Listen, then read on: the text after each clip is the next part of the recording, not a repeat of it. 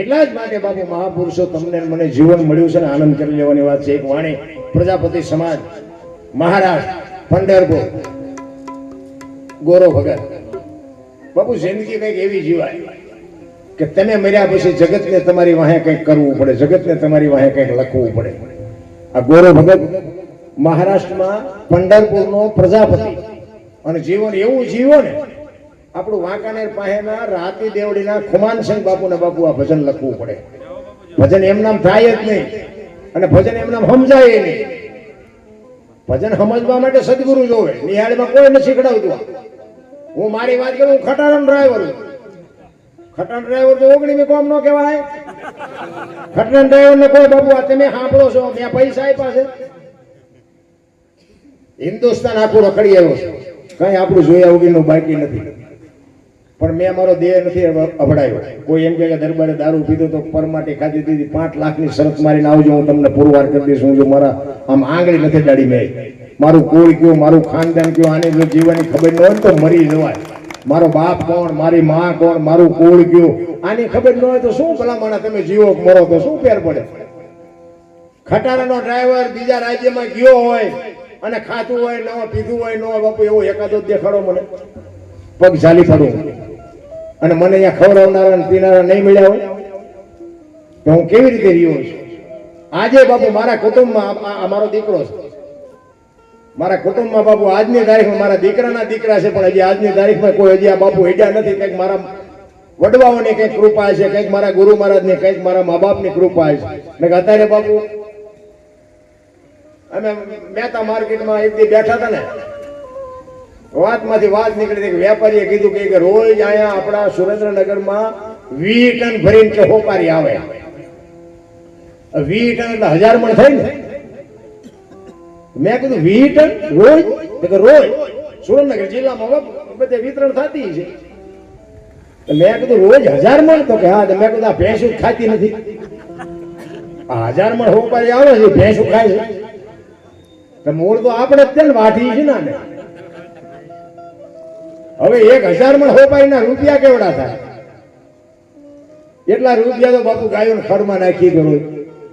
અલા જનરલ વાત કરું છું, હું એવું નથી કહેતો કે આ કીધું અરે હા 80 વર્ષ ડોસ્યું હોય તો 2 કટકા દેજે, 2 કટકા દેજે, ચા જાવું છે. એ મારી માં, આ તારો વિષય નથી. અરે તમે જો આપણે માં તમે ખાવ છો 2 દાણા ખાવું, ચારે એટલે તમને આનો કરંટ આવે છે. હવે આમાં તમે આપણે 80 વર્ષના હોય એ વાઢે છોકરાને શું શીખડાવે? કહેવાનો મારો મિનિંગ એ છે કે આપણે કઈક સારા માર્ગે હોય તો આપણે આપણી પ્રજાને કહીએ કે તમે મંદિરે જતા હોય તો આપણી ત્રીજી પેઢી હોય એમ કે દાદા મંદિરે જતા આપણે જવાય. તમે કોઈક સાધુ સામો મળે અને એમ સીતારામ કરો તો આપણી ત્રીજી પેઢી જોવે કે દાદા સીતારામ કરતા તો આપણે કરાય. તમે કોઈક વડીલને પગે લાગતા હોય તો ત્રીજી પેઢી જોવે કે દાદા પગે લાગતા આપણે પગે લગાય. પછી આપણે દારૂની કોથળી તોડતા હોય તો કે દાદા તોડતા આપણે તોડાય. આ ઘરની ન્યાય નથી. કહેવાનો મારો મિનિંગ શું છે બાપુ, આંબા વાવો તો જ કેરી થાય. બાવળિયા વાવે પછી આંબાની રાહ જોવો બાપુ જિંદગીમાં કોઈ દી ન મળે. પણ કહેવાનો મારો અર્થ એ છે કે જે સમયની હારે બલિયારી છે ને, જીવવાની મજા જ સ્વીકારી લો. આખી દુનિયાના બાપુ બધા બરોબર જ છે.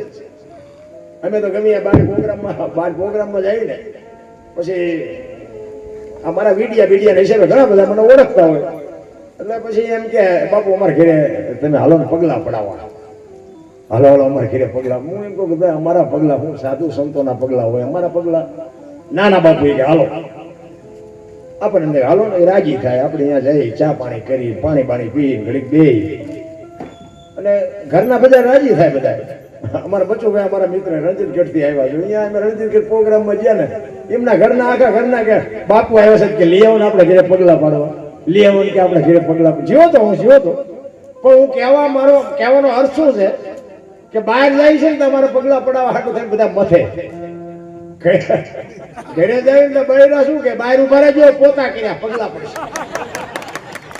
અમને એમ થાય ઓલા મળ્યા પડાવે છે પગલા, આવડા મફત પાડી તો પાડવા નથી. કહેવાનો મારો અર્થ શું છે, બે બરોબર છે, સ્વીકારી લેવાની વાત છે. મારો કહેવાનો અર્થ શું છે, એ પગલા નથી પાડવા દેતા એ બરોબર છે.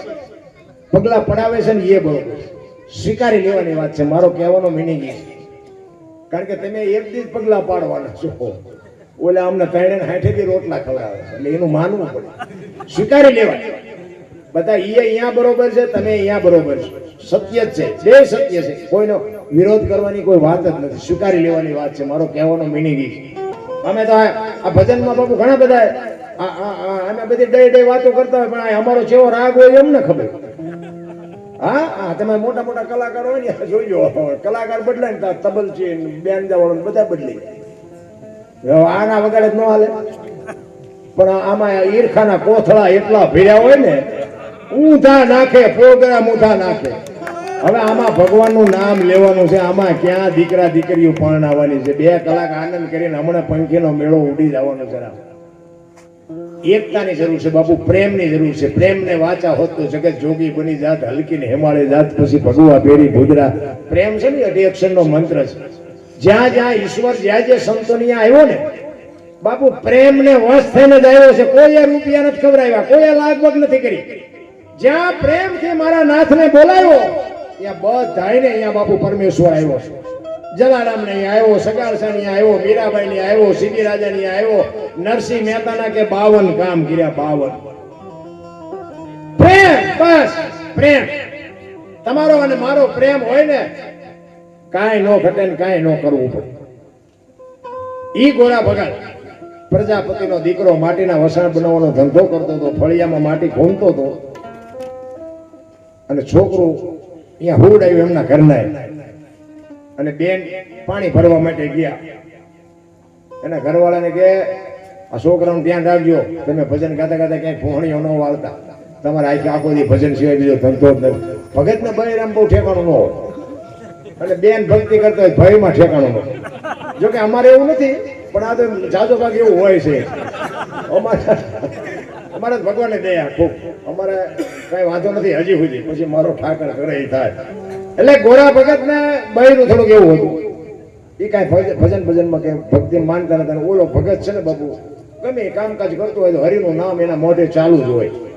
એટલે ભગતે કીધું કાંઈ વાંધો નહીં, જાઓ પાણી ભરવા. છોકરું ભલે હતું, અને આ ભજન ગાતો ગાતો માટી ખૂંદતો હતો, એમાં છોકરું રડતું માટીમાં આવતું રહ્યું, અને આ ભજન ગાતા ગાતા માટી ખૂંદતું હતું, માટી ભેગું છોકરું ખૂંદી નાખ્યું. છોકરું મરી ગયું. ઘડીક છે ને એને જોયું કે હરી બહુ કરી, આ છોકરું મરી ગયું એ તો ઠીક છે, પણ કે મારું બહેરું કપાતર છે, હમણાં આવીને મારી માથે ઝાડવા ઉગાડશે, મારા ઠાકરની લાજ જશે. એટલે પરમ કૃપાળુ પરમેશ્વરને અરજ કરે છે. કેવી અરજ કરે છે ઈશ્વરને? અને બાપુ જેને જેને નાભીથી બોલાવ્યો ને બાપુ, એના બધાના કામ મારા નાથે કર્યા છે. પણ જેને નાભીથી બોલાવ્યો એને ચિત્તની શાંતિ, મનની પ્રશંસા, દિલની દાતારી, ગુમડાની રોજ અને ટાટિયા તાવની ટાઢ એટલું માલિકોથી આવે નક્કી થવું જો. એટલે ગોરો બાપુ ઈશ્વરને અરજ કરે છે. કેવી અરજ કરે છે?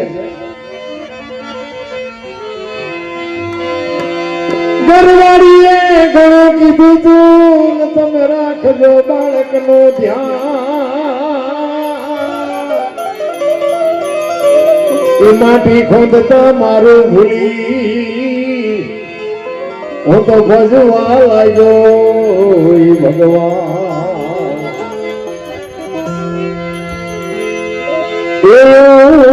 પગના તળિયે એ જી ગજરું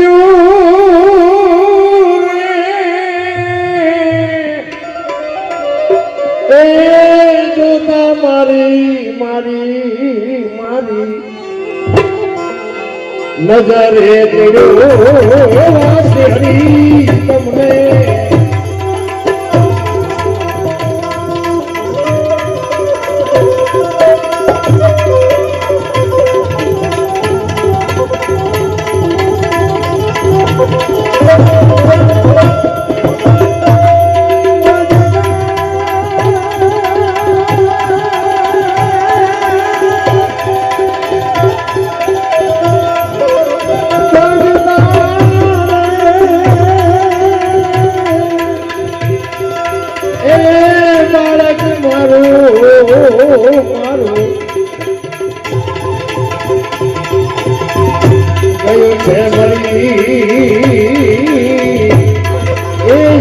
ધ્યાન કરીને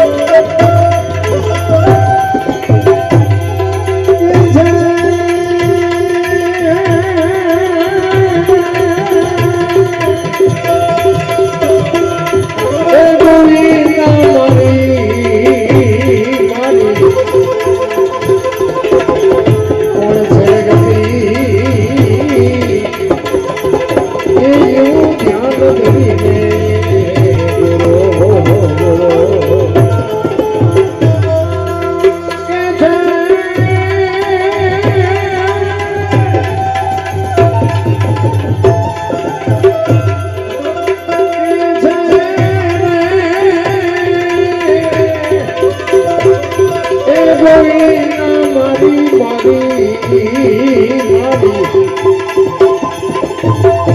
છે રે ગતિ એવું ધ્યાન ધરીને એવું ધ્યાન ધરીને એવું ધ્યાન